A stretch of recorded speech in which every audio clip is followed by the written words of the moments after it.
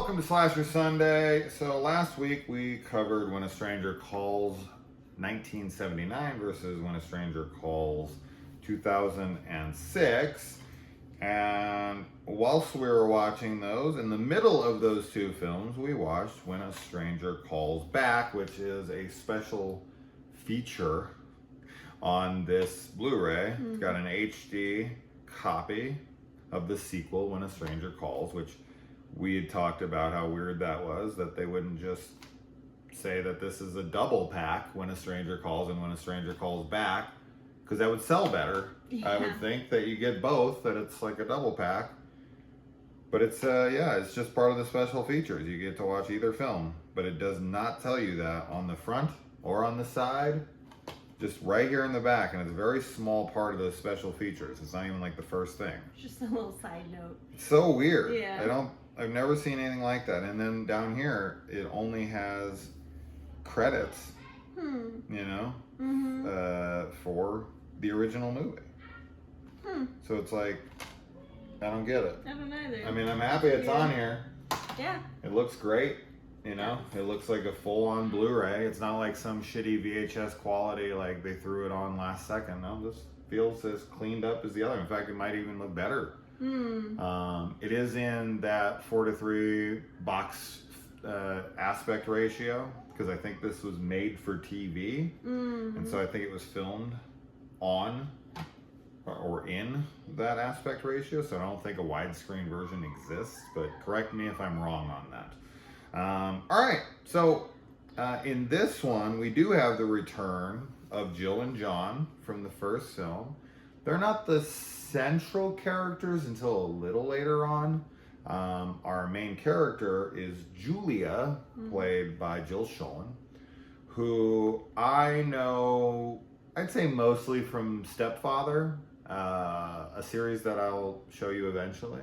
I quite like the Stepfather movies. The remake, not so much, but the original three, especially the first two, are really fun films. And we'll have to get to those. But she's also in Cutting Class, and she's in Curse 2: The Bite, and Popcorn as well. So she's definitely had some, interactions in the horror genre. Some stints. Some stints in the horror world. Yep. So this is 1993, which is 14 years after the original. Now, as far as the timeline goes in this, I'm kind of confused on that, because in the original, Jill has this happen to her, and then we go to 5 years later. But then in this one, it starts, something happens, and then we move to 7 years later. So I don't know what the timeline on this movie is. I don't know if this starts like the 5 year, okay, if this starts like 7 years before this modern day. I don't know if it says it or not. I don't remember. On the timeline. I don't remember if it does either. Yeah.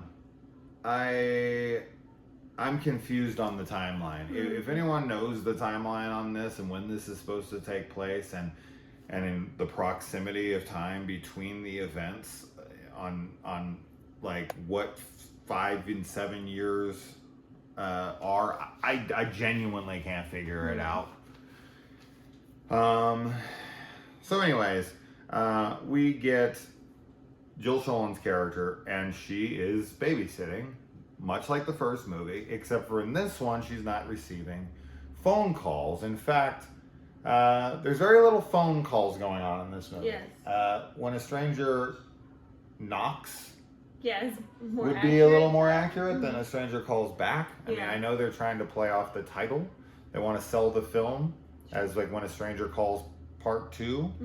Either wouldn't work, because a stranger is really not calling. I mean, they do call, and a stranger is not calling back because that stranger's dead. Right. This is a new stranger. This is a When a different new stranger. stranger calls. When a new stranger knocks. When another stranger calls. When another stranger calls. When another stranger calls. When I a think different stranger calls. when a different stranger calls. You like that title better? Another stranger's probably better. When a stranger calls two. Two. T-O-O. Oh, wait, maybe. I like that. When a stranger calls too. Yeah, with a T-O-O. Yeah, I think that'd be cool. Mm-hmm. Yeah, I like that title. I'm going with that one. What do you guys think? What should this sequel be called? When a stranger calls back.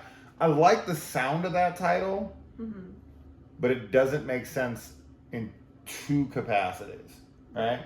It's not the same stranger, so he's not calling back.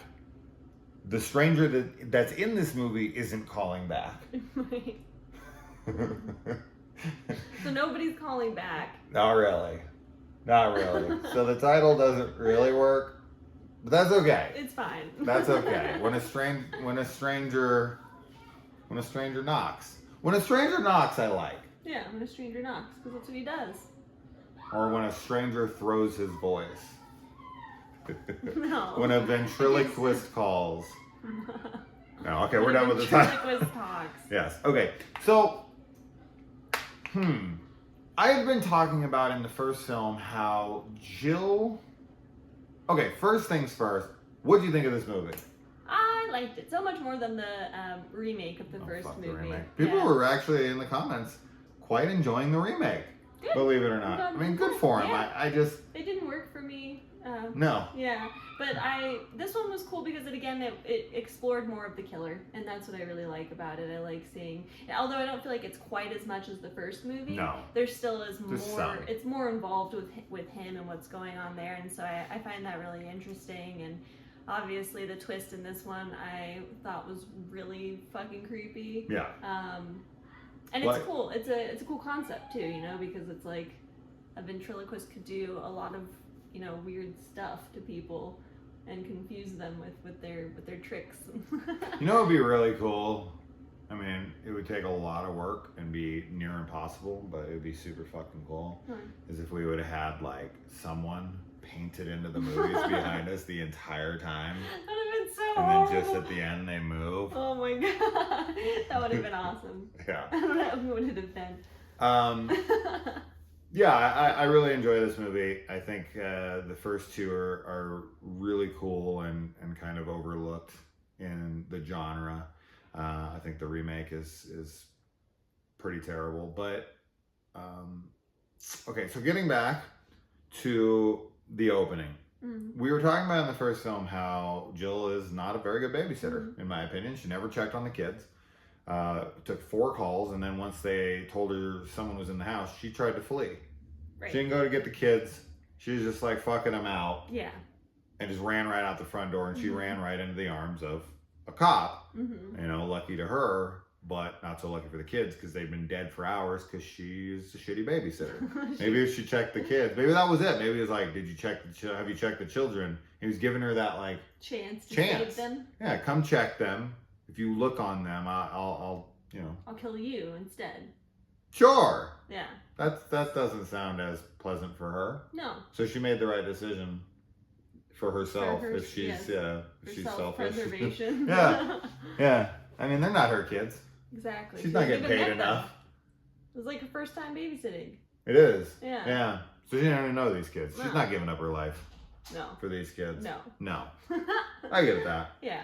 But still a shitty babysitter. If someone calls and says, "If you check the children, go check the children." Yes. You Immediately. should. Right. Immediately. And if they call 2, 3, 4 times, check the kids. Just check them. Just check the peek. kids. Just open the door Just- a little. No, go the fuck in there. Check their breath. Open it wide. Yeah. Check their breath. Check their pulse. Check Get in their there. limbs. I don't know what this was. I don't know. That was Check me. their teeth. Yeah, Their breath. I don't know. I don't know what I was doing. I was giving them mouth to mouth. And he's like, I don't know. I was sucking their souls out. Yeah, they're just being a demon. Yeah, Suck their souls out. like the little troll in freaking Cat's Eye, Stephen King's Cat's Eye. The whole thing comes and sucks Drew Barrymore's life out of her. Anyways, moving on. So, point being here is while Jill is kind of a shitty babysitter, we've got Julia here who once again comes into a house where she's not doing really any babysitting. No, they're asleep and she's doing homework. This is the only like franchise of babysitter movies where the kids are basically not in it at all. Right. Like even in the remake, the kids are barely in it. They're in it more in these for sure. You know, at the end they finally get out, but these babysitters never see the kids. No, they have really. It's a really cushy weird babysitting thing. Jobs, yeah. Like look at Halloween. I mean, She's Lori is with Tommy. Yeah. And even a kid that's not even her responsibility because her friend wants to go get laid. So she's like, here's Lindsay too. Take this one while you're at it. Yeah. Yeah. You got the Wallace kid and here's the Doyle kid and fuck it, let's just throw in a couple more. Let's throw in Ben Tramer's brother and Dick Baxter's dick. So I've tried to make this point for like how long now? Like 3 minutes? No, longer. Because I even like went to you saying like what you thought about the movie. So it's like 10 minutes now. Julia Gulia. She is a fucking liar. And is just... It makes no sense why she lies. I don't get it either. That was like my first impression was like, first of all, why I couldn't really understand why she didn't want to call for him. Like I totally get her not wanting him to come in and use the phone and all that, like for sure. But then call for him and just the phone line's dead, right? The phone line's dead. So she needs to tell him that. Yeah, and then just tell him that the phone's out.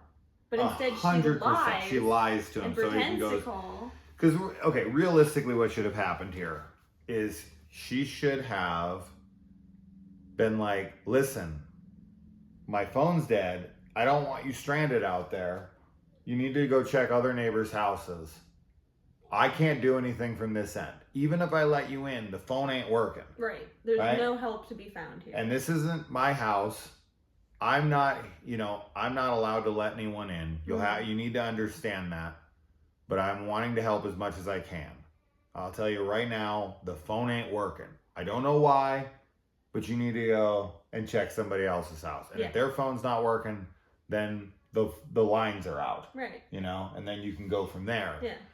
But the fact that she comes and tells this guy at her door, I get it. She's scared. This guy's at the door. But lying to him really only sets you up for A, being a dick. Yes.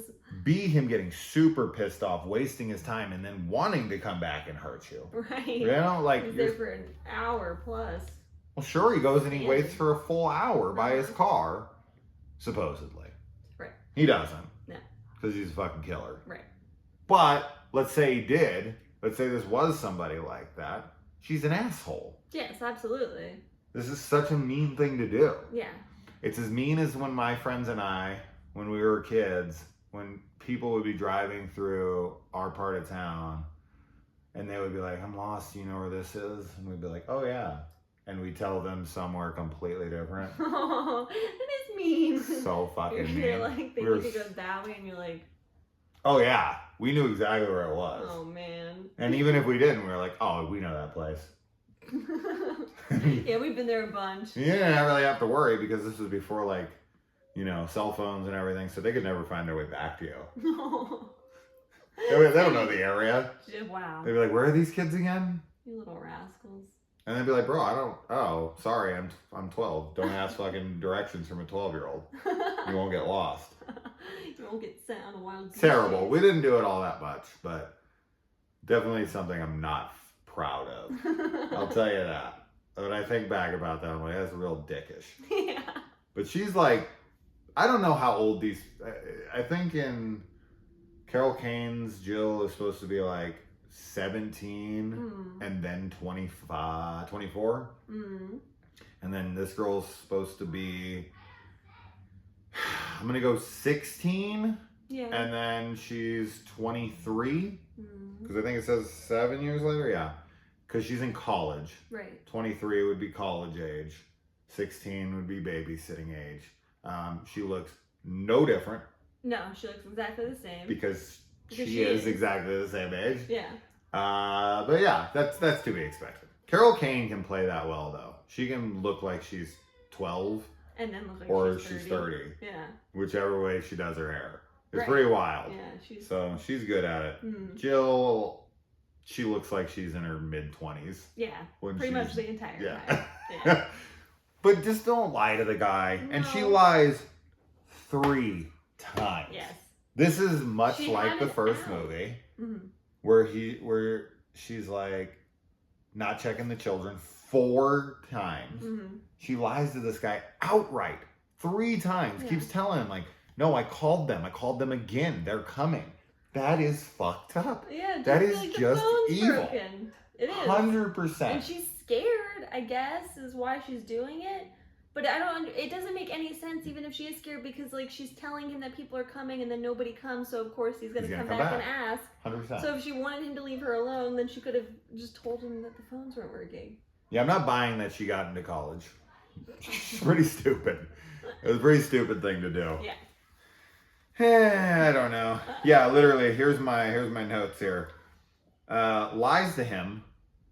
Next. Lies again. Next. Lies 3 times. Because that's all it is. It is, It's just a series of lies. Yes. That's that whole 10-minute sequence of just, she's lying. And I'm sitting there like, why is she lying? And then he leaves and then he comes back and then she's lying. And I'm like, why is she lying again? And then he leaves and then he comes back and she's lying. I'm like, why the fuck is she lying yet again? Babysitter lies again. There you go. That's the title. That should be the title. When a stranger's lied to. He had no intention of killing her. What a stranger. Until he realized she was He's duping like, you him. know what? And he's like, you know, I'm gonna fucking, Actually, I'm gonna use my ventriloquist skills my ventriloquist power. to scare the shit out of this girl. Yeah. Yeah. So silly. And we've got the, so she goes back to check again after she's written all this stuff down, and the paper's missing from there.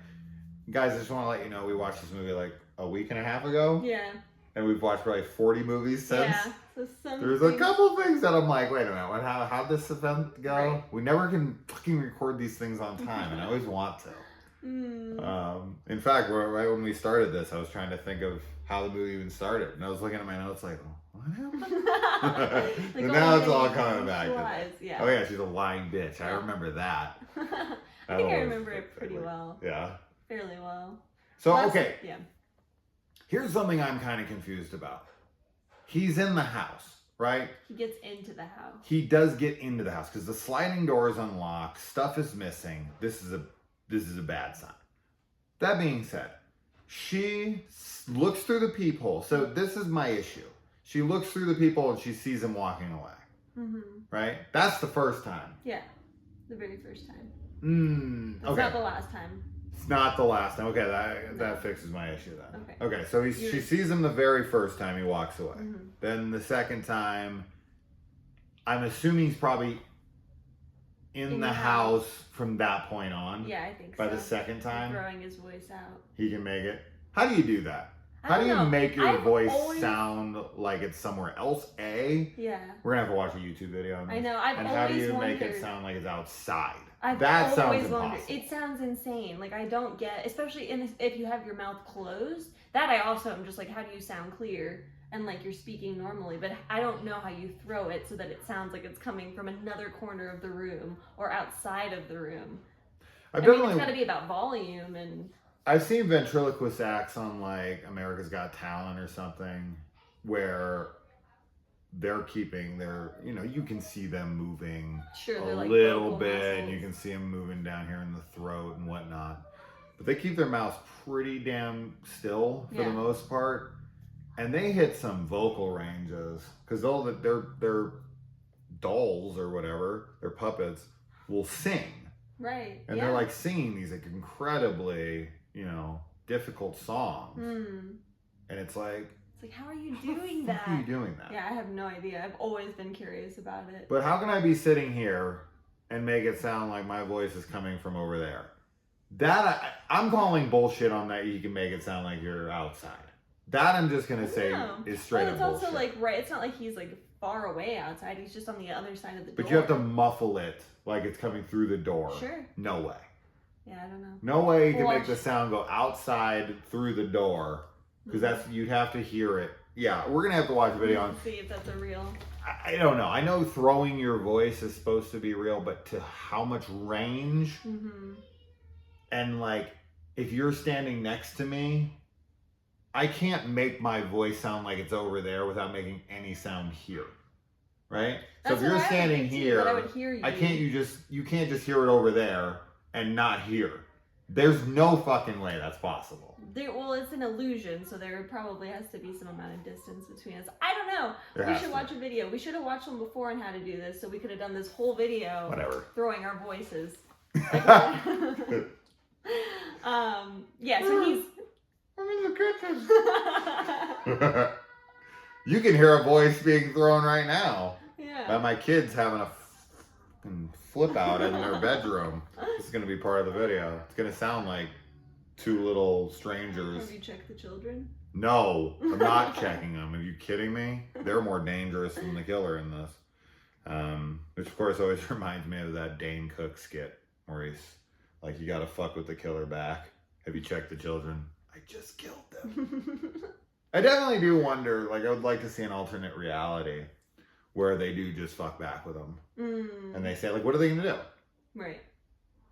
Like, what are they going to do? What are the killers going to do? Yeah, what's the killer going to do? I don't know. I'm going to kill him, I guess, right? Yeah, probably. They're like, all right, enough of your shit. What. Yeah, they're like, no, we could have done this the classic way, but now we have to do it the messed up modern way.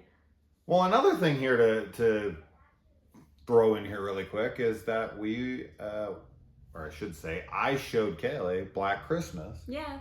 For the first time. She'd never seen it before.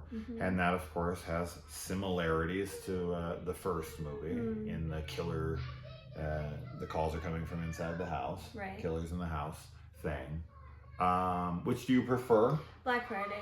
Christmas. Or Black Christmas. We just reviewed Black Friday. Black Friday. Black Christmas, I prefer, for sure. I was much more, like, viscerally freaked out, and I think it's the phone calls themselves that scared me the most. Yeah, Billy is definitely scarier. Yeah, his voice and all of that. And I think I like I don't know, something about the feel of it. I felt like it had a really cool atmosphere, and I was able to figure out kind of what was going on too while I was watching it, and I liked that aspect. But there's kids being murdered in the background. Yeah, they're dying, just don't worry. Hey ladies! Can we stop yelling? Thanks! Yeah! See, I checked on the children. Yeah, they're fine. They're like, Dad, someone's in here killing me. Be quiet. I'm trying to record a video. I'll check you 4 times from now. So yeah, I don't know. Black Christmas I preferred, but I like both of these movies still, and this, like I said, this one was still creepy. So. Well. She goes in the room. She actually checks the kid in this one. She goes after the kid, and the kid is missing. Which, the kid's dead? Or not? You said you remembered. Yeah. Yes. He's dead. He's dead. That's part of her guilt. It's part of the... It's her, like, she's all messed up from... Well, no, he takes the kid, and then they find out the kid's dead later on. Right? He's missing, but he ends up being dead. Yeah. So he's missing, and she's messed up from that rather than his death. But doesn't that have something to do with the killer? Like, he takes the kid. Real deep analysis of this movie where I'm like, I don't even remember what happened. I know. I'm trying to think about what he did. I did tell you I remembered, but... She lied. I lied. She lied. She lied. Anyways, kid's fucking dead. Let's just go with that. Kid's fucking dead. This is 5 years later. Yeah. So then the original 7 years later? It's the other way around? Yeah, it's gotta be 5 years later here. Okay, so then she would be maybe 17 or something. And it doesn't matter. It doesn't matter. She's in college. 5 years later. She's in college. And then she finds that things are missing from her house and have been added to her house. Which is kind of what sends her into this tailspin. Both children missing for good. There's it. Oh yeah, for good. So they never find out if they're alive or dead. Just says missing for good. Yeah. No. Oh yeah, no. I don't think so. I think the kids are always missing. But I don't think we ever have absolute confirmation. From my notes, they say it. Let us know. I'm gonna read the Google thing after this and be like, do we ever find out? Because I don't remember ever finding out. That's why I'm so confused about it. I like that Julia works at a crisis center, talking to people who are, in the middle of crises, and that Jill is also kind of defending people who, have these crazy things going on. Right. She's like, I'm gonna help out. Yeah, she she teaches self-defense classes, which I thought was really cool. It is really cool to see her do that. Yeah, and especially teeny tiny little Carol Kane. After seeing Scrooge, you can see how can good really of a mess people up. punch she has. Straight to Harlem. The bitch hit me with a toaster. And yeah, I mean, really, between like Julie and Jill meeting, the guy who writes these definitely likes J names. Yeah. John, Julia, Jill. He's got an affinity for the J's. Jason. I'm not part of the movie, but I'm reviewing it, so yeah, he knew that was gonna happen. But their interactions are kind of limited, and then Jill gets, she kind of goes missing for a little while, and then she turns back up, and then she shoots herself. Yep. So I don't know, like once Jill enters the picture and John comes back in the picture, Julia kind of gets sidelined and makes little appearances, and then she kind of just vanishes for the rest of the movie, whether she's missing or she's in a coma because she put a bullet through her brain, which she did not die from. Yes. And she ends up waking up at the end and seems to be fine. Jill, yeah. And it's like, would she be fine? Am I We don't know if she's fine. Misremembering though, didn't she not actually shoot herself and the killer like kind of does Sure, it, right? but I'm just saying she was shot through the head. Yes, and she. But yes, the killer definitely made her brain do it. damage. That we know. She just kind of looked over and smiled. That's true. As soon as the camera cut away, she could be like, and just, then she couldn't walk and she pooped herself. And, yeah. It's possible. It's possible. Or she's like better. She's came out stronger. Yeah. She's like, oh my God, I blew all my bad memories away. I don't even remember anything bad. What even are kids? My life is wonderful. Everyone should shoot themselves in the head. That's what I'm going to tell everyone at my because she's got that suicide hotline that she works for, and she's like, no, just shoot yourself. Listen, Fix what works all for my me? problems. Yeah. You know what worked for me? Getting a gun. Kaplow. It's horrible. So bad. Don't shoot yourself in the head. Don't do it. Even if you want to. Unless it fixes your problems. It won't. I mean, it will. No. But no, you it shouldn't. won't. It won't. It won't fix anything. So yeah, she's she disappears for most of the movie after that, and then it goes back to Jill, kind of new stranger. And I definitely like that there is some kind of guilt on Jill's side here because she takes Julia out and convinces her to buy the gun that she shoots herself with. Yes. She didn't own that gun before. Now, granted, she ends up surviving that, and the killer probably would have made her slit her own throat, and she wouldn't have survived that. Sure, yeah. So maybe that's what ended up saving her life. But she feels massive guilt that she got her shot by the gun that she got. So, and she doesn't know that the killer made her do this at that point. No. So she's really just kind of like, uh-oh. Like, I'm a shitty babysitter. My husband and my kids seem to be nowhere to be found, so I'm probably a shitty wife and mother. And now I'm like a shitty life coach, crisis counselor. Like, what is she good at? Maybe she's the one that should have taken the bullet. Don't kill yourself. Don't do it. Maybe I shot myself. That would make sense on why I'm so brilliant. There actually seems to be real forensics going on here when the cops come and are looking things over, which I appreciated. Mm-hmm. And I didn't know that people did like talent shows or open mics in strip clubs, but this guy does a ventriloquist act in a strip club, which I thought was kind of odd. This is definitely one of my favorite scenes in the movie, where he's just, I guess he has blackface, so I guess maybe he'd be canceled now. Terrifying. But yeah, it's not blackface. I mean, he's supposed to just be blending in. Yeah. And all you see are but he has his black, eyes. But he has black paint on his face. So nowadays, that's just taboo. But he's not like he's not even supposed to be a person. He's not a person. Yeah, he's not supposed to be there. Oh no, that's the first one. That's the first. Sorry, but yeah, it's so scary. I think that's one of my favorite scenes as well. Just seeing his eyes, they're so white. Yeah. And everyone watching it is like what is he? He's like talking about like what people. Don't look at my notes. No, I'm trying to remember. I don't have anything on them. You're the one that remembers this movie. Does anybody believe her now? Because I don't. She was my go-to. When she said she was like, I remember, I was like, oh, whew. Thank God. Because I don't remember some things, and I want to make sure she's got them. So you're like, oh, when he's talking on stage, I'm like, oh, good, because I don't remember as much. He's like talking about like people like not living up to their dreams or their expectations or things being like crap. Basically, it's a really downer of a show. Let's just say that, right? Like it's a bummer, like what he's talking about, and everyone's like not having it. And then he calls out like some rich lady in the audience. Yeah. And she's like, I do remember and they leave, and then she's like, "What the fuck?" She's like, "Let's go." Like, I didn't even want to come to this strip club anyway. So where all the dicks at?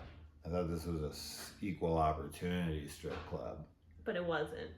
So no. So they leave, and then he gets like booed off stage, and his manager, boss guy, comes back and is like, "What are you doing? Why are you doing this, kid?" Sure. And I mean, you're kind of setting yourself up for failure doing a ventriloquist act in a strip club. Like, guys didn't come to a strip club to see you get up on stage with your doll. Okay, but hold on. It could work if the girl who was doing it was naked. And it was. What if the ventriloquist doll started stripping? Little wood boobies. Yeah, that could work too. But I was thinking like ventriloquism, like, you know. Is this giving you wood? No? No. He's already got his hand up it. Okay, maybe you're right. Maybe it won't work in a strip club. No. I think that was the right choice. No. So anyway, he's sad and he's doing like a poetry slam. Yeah. He's really exactly. Yeah. And he's waiting for people to do the whole snapping their fingers, and nobody does that for him. So. Yes. And his doll's completely faceless. Yeah. Oh yeah. Yeah. That's super terrifying. Creepy. So he's kind of faceless. His doll's faceless. So he's kind of saying the world is faceless. I would have been so like if he wasn't a serial killer, or like I guess he's not a serial killer, but if he wasn't a killer and he wasn't at a strip club and that was just at like some art show, I would have been like, whoa, like this is cool. Because it's actually like it would be a cool show, but it's just not for that setting. Yeah. You know. I do love that when he breaks into Jill's house at the end, that he leaves the milk carton with the missing kids in her house. Yeah. The missing kids that he took. Yeah. I thought that was super cool and scary. You know what I would have liked is I would have liked this to have been one of the kids that he took years later coming back for her, and this is what this guy made me learn. This is what this guy did, and it's your fucking fault I was taken. Yeah, that would have been cool. And I killed him, and now I'm coming for you. Yeah, that would have been messed up. I was also thinking that like his dummy was gonna be like the body of one of the kids. Yeah. Like inside it was gonna be bones and dead kid. Pretty small. Yeah. Pretty small. I don't think that that'd be a pretty big ventriloquist dummy, but yeah. Well, yeah. I don't know. That's what I thought, but it didn't happen. No. And then now, of course, the logistics of actually painting yourself into the wall exactly by yourself. Completely impossible. In like 20 minutes. Completely impossible. Pure nonsense. Like if it was just a plain colored wall, like just a black wall, or a green wall or something, and he's just painting his whole body one solid color. Sure. But he has like bricks. It wouldn't like, work against like a white wall. It'd be like, no, but like, dude, I see you.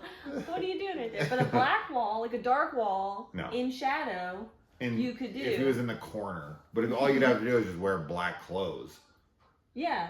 You wouldn't need to paint your body. Like he like painted bricks and a pipe. And he put like texture on them too. Yeah, there's no way. He texturized There's no way. Now, is this the most memorable thing from this movie? 100%. Yes. This is the thing everybody remembers. The guy painted himself into the wall. He threw his voice. It's awesome. Mm-hmm. It's completely fucking impossible. Yes. Unless you consider one possibility. There was a guy outside and there was a guy inside. And it was two. There was two people. Yeah. He came in the house. The guy painted him into the wall and then left. Yeah, that would be more plausible. That I'd buy. And then that sets up the third movie. Hmm. You know? When two strangers. See, and the two people could have been the two kids taken. They were both coming for her. Right? I like that. One was an artist. One was a ventriloquist. The artist painted him into the walls. And then the ventriloquist used his skills. They're getting back at her that's cool. for her getting them taken by some fucking psychopath. Yeah. Yeah, like we find out that the kid was like training to be a ventriloquist and his sister was an artist. Uh-huh. And then they get taken. And then 10 years later, they come back for revenge because they think she's a shitty babysitter who got them kidnapped and abused by this guy. They killed him, finally got away, and came back for their revenge. She painted him into the walls, and he's in the house. That would have been cool. Yeah, I like that would that make actually sense. a lot. But him painting himself into the wall, nonsense. He's like pure nonsense. There's no fucking way. There's no way. What did he do?